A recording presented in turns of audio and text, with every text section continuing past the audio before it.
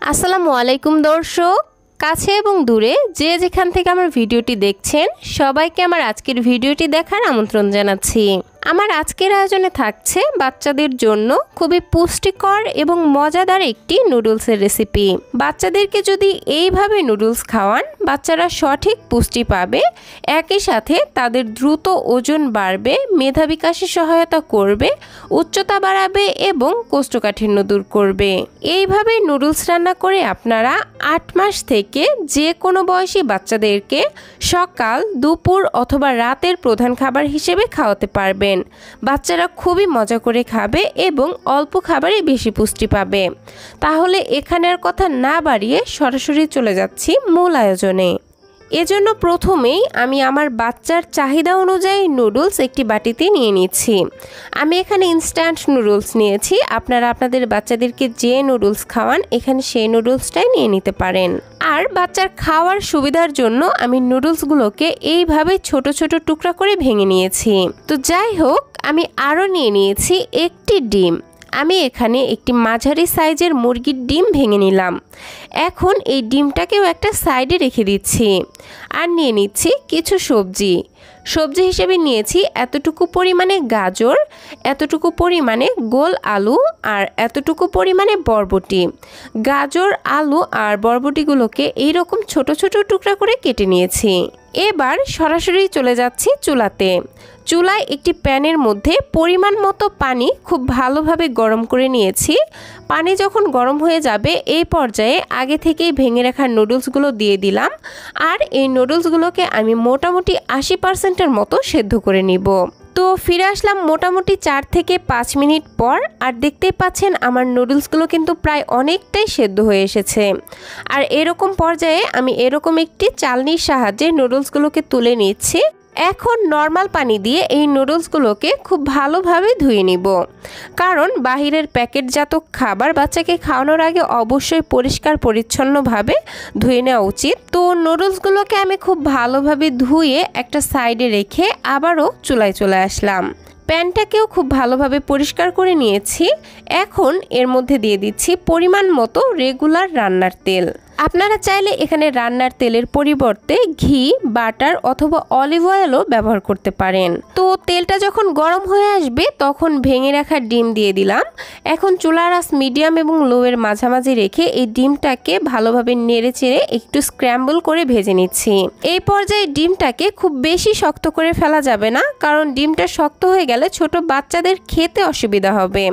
তো যখন ডিমটা এইরকম হালকা ভাজা হয়ে যাবে তখনই আমি একটি বাটিতে তুলে নিচ্ছি। আর একই প্যানের মধ্যে আরও সামান্য কিছুটা তেল দিয়ে দিলাম। এবারে দিয়ে দিচ্ছি মাঝারি সাইজের একটি পেঁয়াজ কুচি। এখন নেড়ে চেড়ে পেঁয়াজগুলোকে একটু নরম হয়ে আসা পর্যন্ত ভেজে নিচ্ছি। মোটামুটি 1 থেকে 2 মিনিট ভেজে নেওয়ার পর আমি এর মধ্যে দিয়ে দিব আগে থেকেই কেটে রাখা সবজিগুলো। সবগুলো সবজি আমি একসাথেই দিয়ে দিচ্ছি। তারপর এই সবজিগুলোকেও বেশ কিছুক্ষণ আমি ভেজে নিব, কারণ সবজিগুলো ভালো মতো ভেজে না নিলে এই সবজির কাঁচা গন্ধটা নুডলসের মধ্যে থেকে যাবে। এর ফলে নুডলসটা খেতেও ভালো লাগবে না আর বাচ্চারাও খেতে চাইবে না। তো যাই হোক, এই পর্যায়ে আমি এখানে দিয়ে দিচ্ছি সামান্য 1 চিমটি লবণ আর সামান্য একটু হলুদের গুঁড়া। 1 বছরের কম বয়সী বাচ্চাদের জন্য এখানে লবণটা স্কিপ করবেন। এখন আবারও নেড়েচেড়ে সবকিছু খুব ভালোভাবে মিশিয়ে নিচ্ছি আর ভেজে নিচ্ছি সবজিগুলোকে একটু নরম হয়ে আসা পর্যন্ত। তো সবজিগুলোকে আমি মোটামুটি 2 থেকে 3 মিনিটের মতো ভেজে নিয়েছি আর এর কাঁচা গন্ধটা কিন্তু চলে গেছে। এই পর্যায়ে দিয়ে দিব 1 কাপ পরিমাণ বিশুদ্ধ খাবার পানি। আমার সবজি এবং নুডলসের পরিমাণ অনুযায়ী এখানে 1 কাপ পরিমাণ পানি লেগেছে, আপনাদের এর থেকে কম বেশিও লাগতে পারে। তো যাই হোক, এই পর্যায়ে আমি এখানে একটি কাঁচামরিচ দিয়ে দিচ্ছি আর কাঁচামরিচটাকে একটু মাঝখান থেকে ফাটিয়ে দিয়ে দিলাম। এতে করে কাঁচামরিচের ফ্লেভারটা খুব সুন্দর মতো এই নুডলসের মধ্যে ছড়িয়ে যাবে আর খুব বেশি ঝালও বের হবে না। তবে যে বাচ্চারা একেবারেই ঝাল খেতে পারে না তাদের ক্ষেত্রে এখানে আর কাঁচামরিচ দেওয়ার কোনোই দরকার নেই। তো যাই হোক, এখন আমি ঢাকনা দিয়ে ঢেকে এই সবজিগুলোকে খুব ভালোভাবে সেদ্ধ করে নিচ্ছি। ফিরে আসলাম সবজিগুলো খুব ভালো মতো সেদ্ধ হবার পর। এখন আমি এই সবজিগুলোকে ম্যাশ করে নিব। ম্যাশ করার আগে যে কাঁচামরিচটা দিয়েছিলাম সেটা তুলে নিলাম। আর এখন এরকম একটি আলু ম্যাশারের সাহায্যে এই সবজিগুলোকে ভালো মতো ম্যাশ করে নিচ্ছি। তবে যে বাচ্চারা চিবিয়ে খেতে পারে তাদের ক্ষেত্রে এখানে সবজিগুলো ম্যাশ না করলেও হবে। তো যাই হোক, আমি আমার ছেলের পছন্দ মতো এই সবজিগুলোকে একটু আধ ভাঙা করে ভেঙে নিয়েছি। এখন আগে থেকে সেদ্ধ করে রাখা নুডলস এবং আগে থেকে ভেজে রাখা ডিমের স্ক্র্যাম্বলটা একই সাথেই দিয়ে দিলাম। আর স্প্যাচুলার সাহায্যে নেড়েচেড়ে সব কিছুকে খুব ভালোভাবে মিশিয়ে নিচ্ছি। এখন এই নুডলসের টেস্ট বাড়ানোর জন্য এখানে ব্যবহার করব ঘরে তৈরি নুডলসের মশলা। আমি এখানে হাফ চা চামচ পরিমাণ নুডলসের মশলা দিয়ে দিচ্ছি। আমি কিন্তু এখানে প্যাকেটের কোনো মশলা ব্যবহার করিনি, কারণ প্যাকেটের ওই মশলাটা অনেক বেশি প্রসেসিং করা থাকে, যেটা ছোট বাচ্চাদের স্বাস্থ্যের জন্য খুবই ক্ষতিকর।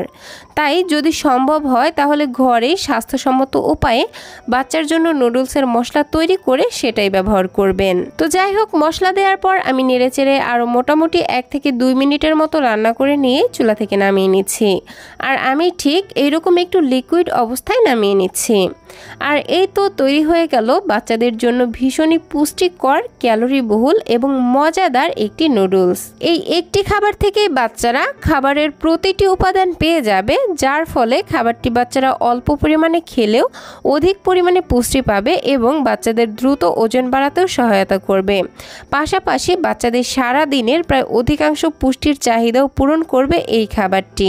তাই বাচ্চাদেরকে প্রতিদিন একই ধরনের খাবার না দিয়ে চেষ্টা করবেন একটু ভিন্ন ভিন্ন খাবার দিতে, কারণ ভিন্ন ভিন্ন খাবার দিলে বাচ্চাদের মুখের রুচি যেমন ঠিক থাকে, তেমনি ভিন্ন ভিন্ন খাবার থেকে বাচ্চাদের শরীরে ভিন্ন ভিন্ন পুষ্টির চাহিদাও পূরণ হয়ে যায়।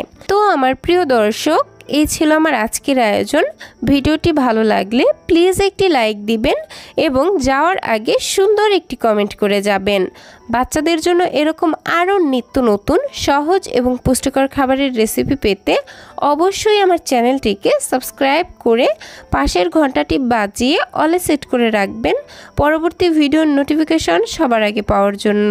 আজকের মতো বিদায় নিচ্ছি। সবাই ভালো থাকবেন, সুস্থ থাকবেন। আল্লাহ হাফেজ। আসসালামু আলাইকুম।